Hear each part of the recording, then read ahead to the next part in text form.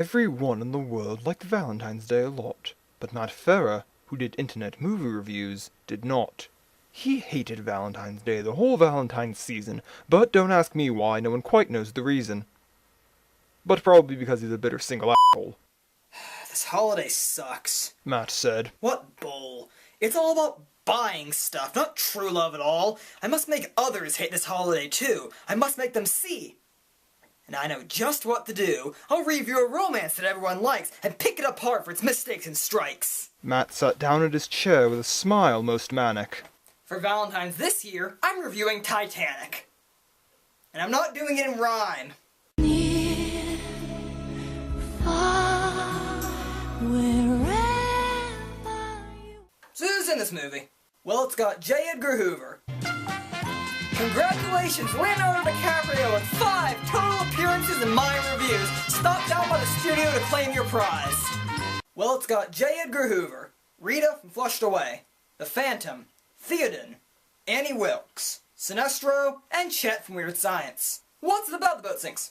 Well, the film starts in present day, where an exploration crew is searching the wreckage of the Titanic at the bottom of the sea in search of a rare diamond necklace. From the look of some of the crew members, I thought it was just Guillermo del Toro directing Pacific Rim 2. They come in contact with the elderly Rose Dawson Calvert, a survivor of the Titanic who offers to tell them the story of what happened on that day the boat sinks. Flashback to 1912, where 17-year-old Rose DeWitt Picator, played by Kate Winslet, is boarding the Titanic on its maiden voyage with her family and fiancé, played by Billy Zane. Also boarding at the same time is street urchin Jack Dawson, played by Leonardo DiCaprio, who I swear to God has had the exact same face for nearly 20 years. But Rose is distraught over her pre-planned life and arranged marriage to a man she doesn't love. But can you really blame her for not loving this guy? I mean, he's snobby, he's controlling, he's selfish. He couldn't be any more of a villain if he were bald and looked like Lex Luthor. I retract my statement. So Rose retreats to the stern of the ship and is about to throw herself over the edge and kill herself. Oh no! The suspense is killing me! Will Rose, the narrator of the story, who was shown to be alive in present day, kill herself and not live to tell the story she's telling? But of course she's saved before she can do it by Jack, and from there their relationship takes off, despite their differences in class, the boat sinks. I'd make a critical comment about the cliché of the star-crossed lovers movie, but I won't. No, instead, I'll make a critical comment about the cliché of the star-crossed lovers movie starring Leonardo DiCaprio! Seriously, typecasting much? So Jack and Rose begin to have a blossoming romance as Jack teaches her how to love, dance like an idiot, spit like a man, and yes, drawing her like one of his French girls.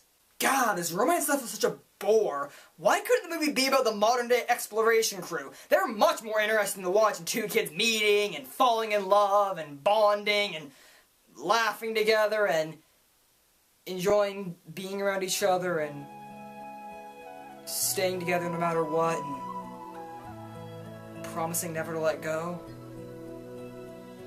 I'll never let go, Jack. Stop it, Matt! Cynical! Be cynical! Oh, and the boat sinks. Whoa, whoa, spoilers! Okay. When you did this for The Amazing Spider-Man, it was okay. It's still pretty stupid, but okay. But this movie is based on historical facts. That's like getting mad that it didn't spoil the fact that people died in Schindler's List, or that Lincoln gets shot at the end of Lincoln, or that in Saving Mr. Banks the friggin' Mary Poppins movie gets made. Did you even see that movie? No, our theater sucks. So final verdict, 8 out of 10. I'll admit, this movie was pretty good. I mean, yeah, the romance is sappy and some of the dialogue is pretty cheesy, but you have to respect a movie for having such detail and dedication to a historical subject. It really is a big movie, and James Cameron did a great job in capturing the grandness of the situation, even though it felt like it took 2 hours for that friggin' boat to finish sinking. And you really do feel for these characters, which just makes the inevitable tragedy that much worse. Although I do prefer my 3-hour-long James Cameron films with alien Smurf cats and CGI landscapes. My God, Matt said. This movie is good. I liked it a lot more than I thought that I would. I tried being cynical, I tried being a jerk, but maybe hating this movie is just too much work. Perhaps I can learn something from our friends Jack and Rose. Maybe I'm wrong in thinking this holiday blows. Because maybe there's more to Valentine's Day than I'd thought before. Maybe it doesn't have to come from a store. Maybe Valentine's Day, perhaps, is a little bit more.